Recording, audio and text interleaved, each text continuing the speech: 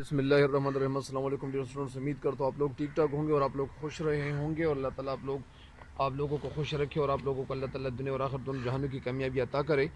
اور آج dear students یہ کتاب ہے سیکنڈ ایئر کی، اور سیکنڈ ایئر کی جو کتاب ہے تو اس میں سے یعنی 12ویں کلاس کی، اس میں سے کچھ اشعار کی تشریح اپلوڈ کرنے جا رہا ہوں۔ اور یہ غزل کس کی ہے؟ یہ فیض احمد فیض کی ہے۔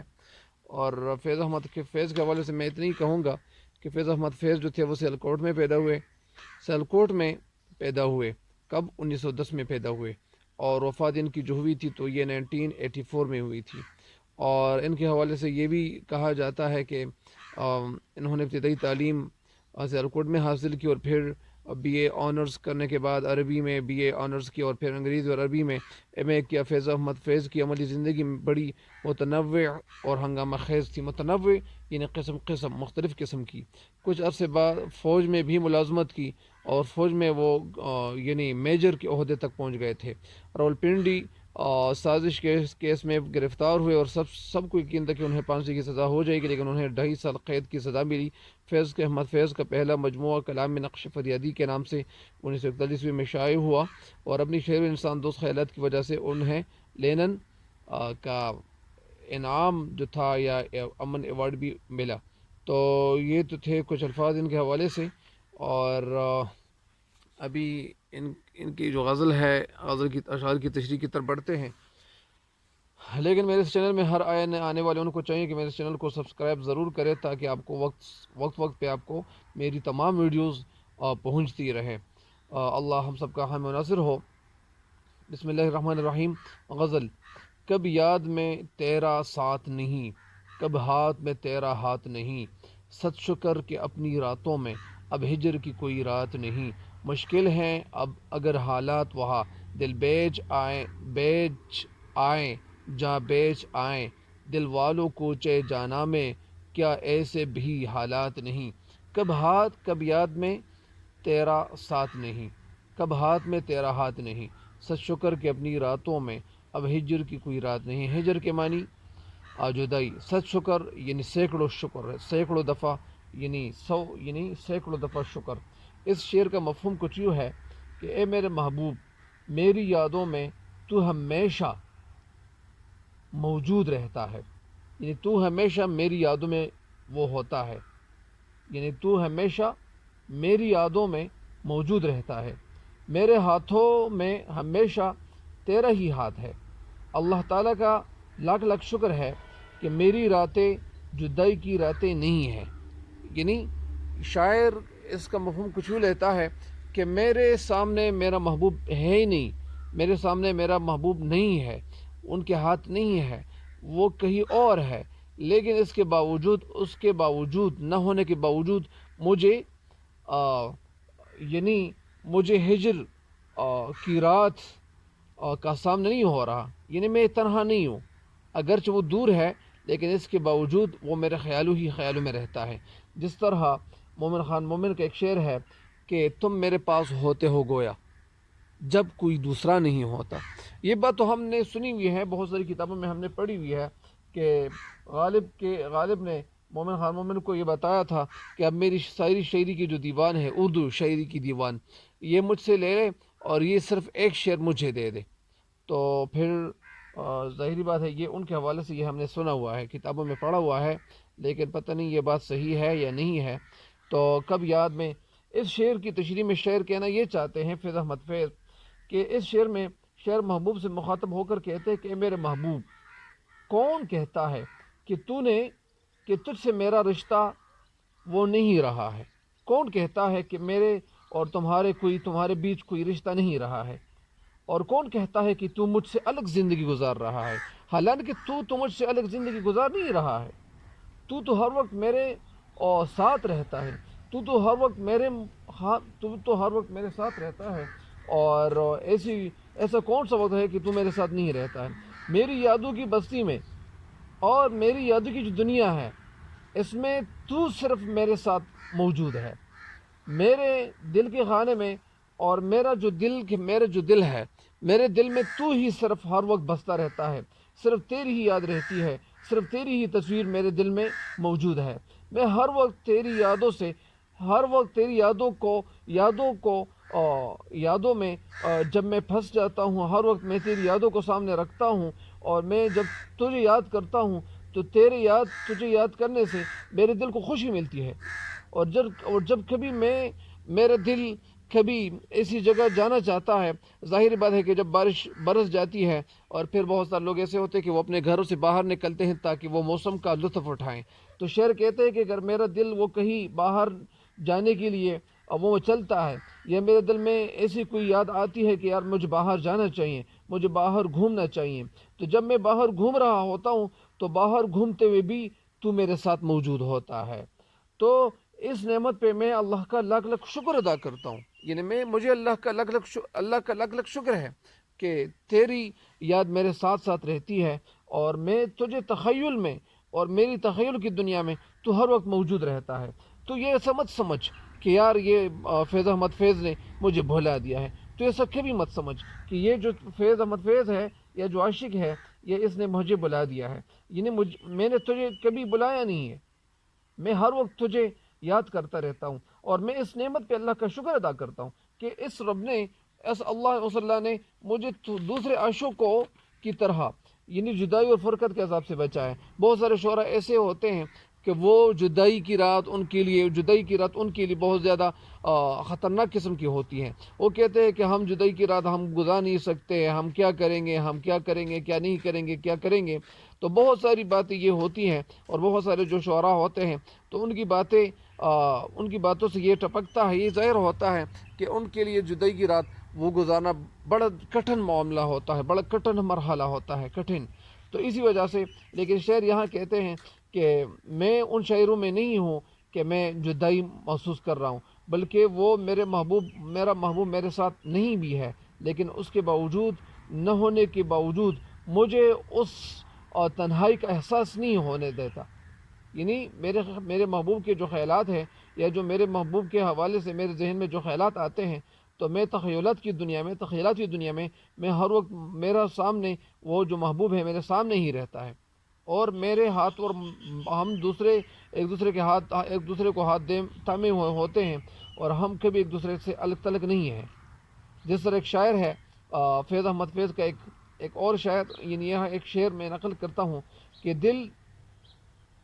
یا اسی طرح فیض احمد فیض کی طرح جو شعر ہے، ایک شاعر کیا خوب کہتا ہے کہ دل و نگاہ میں تصویر یار رہتی ہے، دل و نگاہ میں تصویری یار رہتی ہے، میرے چمن میں ہمیشہ بہار رہتی ہے. دل و نگاہ میں تصویری یار رہتی ہے، میرے چمن میں ہمیشہ بہار رہتی ہے. دل و نگاہ میں تصویر یار رہتی ہے، میرے چمن میں ہمیشہ بہار رہتی ہے. اور ایک اور شعر کہ دل کے آئینے میں ہے تصویر یار، دل کے آئینے میں ہے تصویر یار، جب ذرا گردن جھکا لی دیکھ لی، جب ذرا گردن جھکا لی دیکھ لی. تو مومن نے جس طرح وہ کہا ہوا ہے، جس طرح ان کا ایک شعر ہے مشہور، تم میرے پاس ہوتے ہو گویا جب کوئی دوسرا نہیں ہوتا. اس شعر کی تشریح مکمل ہو گئی ہے. اگلے شعر کی تشریح کی طرف بڑھتے ہیں. اگلا شعر کیا ہے؟ مشکل ہیں اگر حالات وہاں دل بیچ آئے جہاں بیچ آئے. یعنی اگر حالات مشکل ہے تو اپنے جاں کو بھی بیچ ڈالو، اپنے دل کو بھی فروخت کر لو، اپنی جاں کو بھی فروخت کر لو. دل والو. یا اسی طرح اگر کبھی کوئی کہنا چاہتا ہے، کوئی لکھنا چاہتا ہے کہ اے لوگو، تو لوگوں میں بھی اس طرح، میں یہ نقطہ آپ کو سمجھا دوں، لوگوں میں بھی یہ اس طرح ہونا چاہیے، فجائیہ ہونا چاہیے، ندیہ ہونا چاہیے، جس طرح اس کو الٹائی کہتے ہیں. اس الٹائی کو اردو میں فجائیہ کہتے ہیں. تو اسی وجہ سے اے لوگو، کسی کو خطاب کرنا ہو تو اے لوگو، تو پھر وہ لوگوں بھی اس طرح لکھنا چاہیے. دل والوں کوچے جانا میں کیا ایسے بھی حالت نہیں. کوچے جانا یعنی محبوب کی گلی میں، کوچے گلی جانا محبوب میں ایسے بھی حالت نہیں. اس کا مفہوم کیا ہے؟ اس کا مفہوم شاعر کچھ یوں لیتا ہے اگر محبوب کے کوچے کے حالات مشکل ہیں، اگر محبوب کے کوچے کے حالات مشکل ہیں تو وہاں اپنا دل اور جاں وہ فروخت کر کے واپس آ جا. یعنی اگر محبوب کے کوچے کے حالات مشکل ہیں تو وہاں اپنا دل بھی بیچ ڈالو، اپنا دل بھی فروخت کر لو اور اپنی جاں بھی فروخت کر لو. وہاں کے حالات اس قدر تو خراب نہیں ہو سکتے کہ ایک عاشق صادق دل و جاں قربان کرنے کا موقع بھی نہ پائے. ابھی شعر کی تشریح کی طرف بڑھتے ہیں کہ اس کا مفہوم کیا ہے.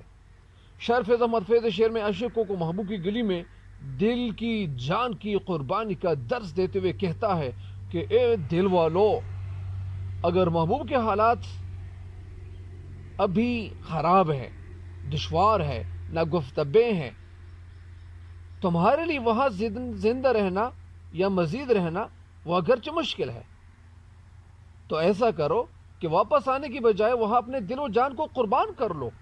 واپس کیوں آتے ہو؟ وہاں واپس آنے کا بالکل مطلب ہی نہیں ہے.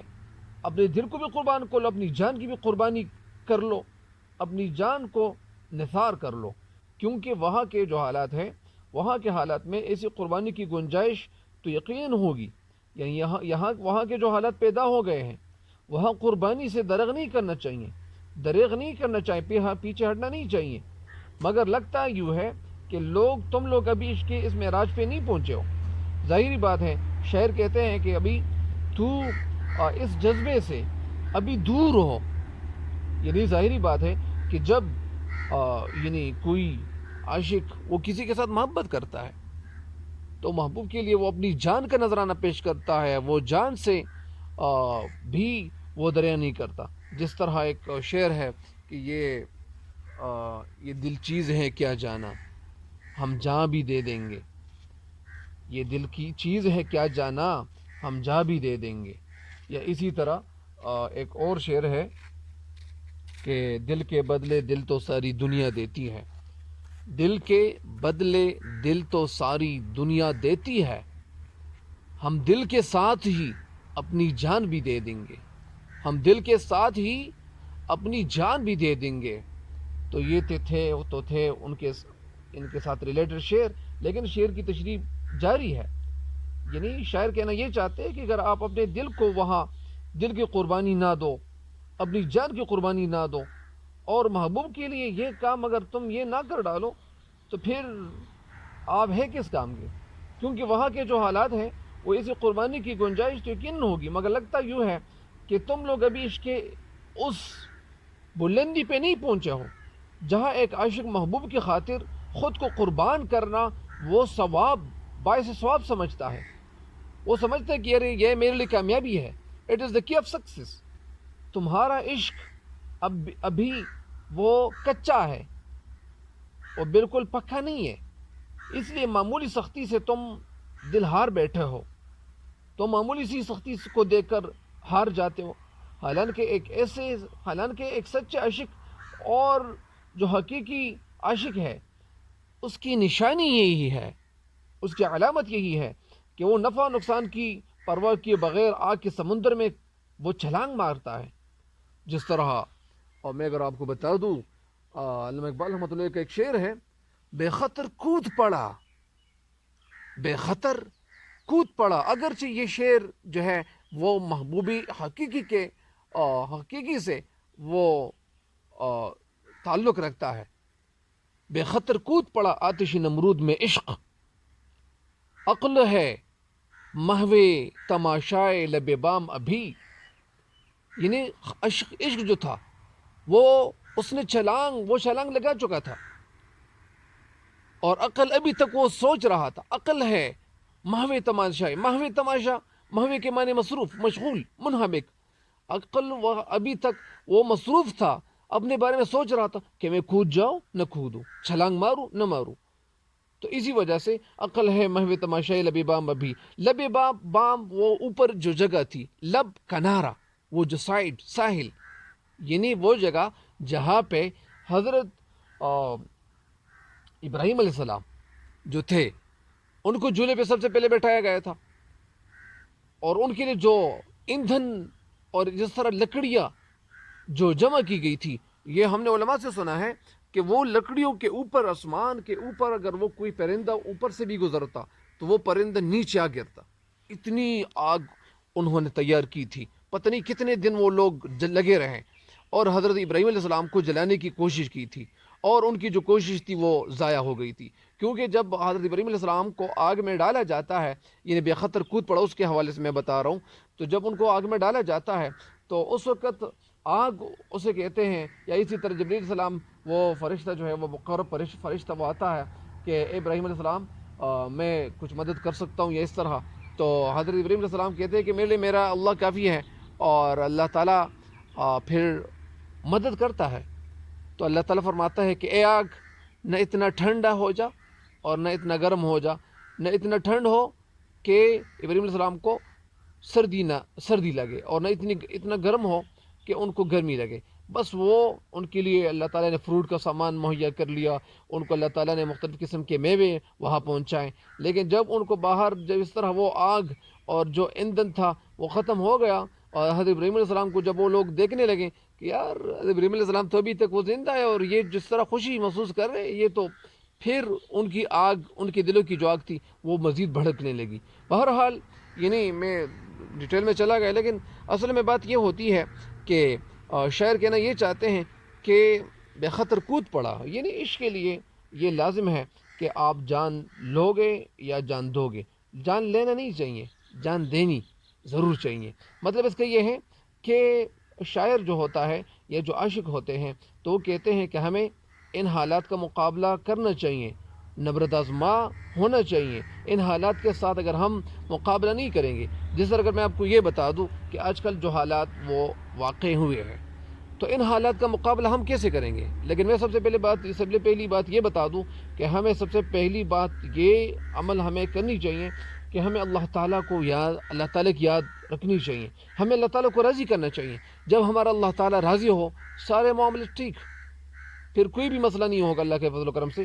تو بہرحال یہ شاعر کہتے ہیں کہ اسی طرح یعنی شاعر عاشق جو ہوتے ہیں تو وہ کیا ہوتے ہیں، سچے عاشق کی نشانی بھی یہی ہے، سچے عاشق کی سمبل اور علامت یہی ہے کہ وہ نفع و نقصان کو بالکل دیکھتا ہی نہیں ہے، وہ بالکل اسے سمجھتا ہی نہیں ہے کہ یار یہ سب میں ہمارا نقصان ہے یا فائدہ ہے، وہ نفع و نقصان کے بارے میں بالکل سوچتا نہیں ہے، لیکن وہ اپنے عاشق کو دیکھتا ہے، اور وہ بغیر آگ کے سمندر میں وہ چھلانگ مارتا ہے، وہ اس سے کوئی پرواہ نہیں ہوتی، اپنی جان کی پرواہ نہیں ہوتی، اور محبوب کو خوشی دینے کے لیے وہ اپنی جان کا اور دل کا وہ نذرانہ پیش کرتا ہے۔ تو محبوب کے کوچے میں بے شمار ایسے شعراء نے وہ اظہار خیال کیا ہوا ہے، تو بہت سارے شاعروں کے جو اشعار ہیں، تو ان میں ایک شعر اگر میں آپ کو ایک دو شعر اگر آپ کو بتا دوں، جس طرح ایک شعر ہے کہ اچھا میں ایک شعر آپ کو عرض کرتا ہوں تاکہ آپ اسے اس کے ساتھ لکھ لیں۔ بہت آرزو تھی گلی کی تیری، بہت آرزو تھی گلی کی تیری، سویا سے لہو میں نہا کر چلے، سویا سے لہو میں نہا کر چلے۔ اور ایک شعر ہے، ہاں وہ نہیں خدا پرست، ہاں وہ نہیں خدا پرست، جاؤ وہ بے وفا سہی، جاؤ بے وفا سہی، جس کو ہو جان و دل عزیز، اس کی گلی میں جائیں کیوں۔ تو یہ شعر بھی تو اس کے ساتھ ریلیٹڈ ہے کہ ہاں وہ نہیں خدا پرست، جاؤ وہ بے وفا سہی، جاؤ وہ بے وفا سہی، یا جاؤ بے وفا سہی، جس کو ہو جان و دل عزیز، اس کی گلی میں جائیں کیوں۔ یہ شعر جو ہے یہ کس کی ہے، مرزا اسد اللہ خان غالب کا وہ شعر جو میں نے ابھی بتا دیا یا سنا دیا۔ یہ اس طرح ایک شعر اور ہے کہ کر قطع کب گیا تیرے کوچے سے مصحفی، گر صبح کو گیا وہیں پھر شام آ گیا۔ بس بہرحال بہت سارے شعراء کا جو خیال ہے وہ بہت سارے ان کے خیالات جو ہوتے ہیں تو وہ انسان کو عجیب قسم کے حالات سے دوچار کرتا ہے، لیکن میں اگر آپ کو یہ بتا دوں کہ فیض احمد فیض ایک ایسے شاعر ہے کہ ان کی شاعری ایسی شاعری ہے کہ یہ بھی انسانوں کو کچھ کر گزرنے کا جذبہ عطا کرنے کی کوشش کرتا ہے کہ تمہارے اندر بہت جذبہ ہونا چاہیے، پیچھے ہٹنا نہیں چاہیے، حالات جیسے بھی ہو۔ جس طرح ایک شعر ہے کہ حالات کے قدموں میں قلندر نہیں گرتا، ٹوٹے جو ستارہ تو زمیں پر نہیں گرتا۔ حالات کے قدموں میں قلندر نہیں گرتا، ٹوٹے جو ستارہ تو ٹوٹے بھی جو تارا تو زمیں پر نہیں گرتا۔ گرتے ہیں بڑے شوق سے سمندر میں دریا، گرتے ہیں بڑے شوق سے سمندر میں دریا، لیکن کسی دریا میں سمندر نہیں گرتا۔ تو بہت سارے شعراء، یعنی میں نے جو اشعار ابھی سنا دیے تو اس کا مطلب یہ نہیں ہے کہ یہ ان کے ساتھ ریلیٹڈ ہے، لیکن یہ ریلیٹڈ کس چیز کے حوالے سے ہیں؟ یعنی حالات کے قدم میں خود کو گرنا نہیں چاہیے، بلکہ آگے بڑھتے رہنا چاہیے، آگے بڑھنے کی کوشش جاری رکھنی چاہیے، تب انسان کو کامیابی ملتی ہے۔ بہت سارے لوگ یہ کہتے ہیں کہ وہ شارٹ کٹ راستہ دیکھتے ہیں کہ یار مجھے مالدار بننا ہے، امیر بننا ہے۔ تو امیر بننا ہے کوئی ایسا آسان کام نہیں ہے کہ بس وہ آپ کے ساتھ وہ جادو کی چڑی ہو اور آپ ایک جگہ سے بس سیکنڈوں میں آپ پہنچ جائیں اور آپ ٹریلر کے حوالے سے پیسے جمع کرتے جائیں۔ یہ بہت سارے کام، اسی طرح بہت سارے لوگ ہوتے ہیں کہ وہ کہتے ہیں کہ مجھے ڈگری لینی ہے، لیکن ڈگری لینے کے لیے بہت ساری اسٹڈی کرنی چاہیے، بہت زیادہ مطالعہ کرنا چاہیے اور عمق تک پہنچنا چاہیے کہ چیز کیا ہے اور اصل میں اس کا ماخذ کیا ہے اور یہ ڈرائیو کیسے ہوا، یہ ہوا وہ ہوا۔ تو بہت ساری جو چیزیں ہیں، یا اسی طرح علامہ اقبال رحمۃ اللہ علیہ بھی ہمیں بہت اچھے پیغامات کی طرف وہ ہمیں راستہ دکھاتا ہے۔ وہ کہتے ہیں کہ آپ اس طرح پاؤ پہ پاؤ رکھ کر بیٹھے نہ رہے، بلکہ آگے بڑھنے کی کوشش جاری رکھ۔ تو ان اشعار کی تشریح مکمل ہو گئی ہے، مجھے امید ہے کہ اب انشاءاللہ اس سے فائدہ ضرور اٹھاؤ گے۔ اللہ تعالیٰ آپ لوگوں کو کامیابی سے ہمکنار کریں، آمین۔ ہمیں بھی دعا میں یاد رکھیں اور اس چینل کے لنک دوسروں کے ساتھ شیئر کریں۔ السلام علیکم ورحمۃ اللہ وبرکاتہ۔ اللہ حافظ۔